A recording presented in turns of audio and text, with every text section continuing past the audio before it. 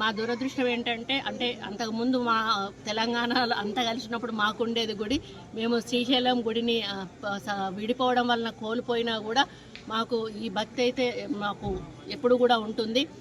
కాకపోతే మాకు కొంత ఇబ్బందికరమైన వాతావరణం ఎక్కడుందంటే తిరుమల తిరుపతి దేవస్థానం నుండి మా తెలంగాణ నుంచి వచ్చేటువంటి భక్తులు కొంత గత గవర్నమెంట్ నుంచి నిర్లక్ష్యానికి గురికి కాబడతా ఉన్నారు. ఆ విషయంలో మేము ఇప్పుడు ప్రస్తుత గవర్నమెంట్తో మంతనాలు జరుపుతూ ఉన్నాము.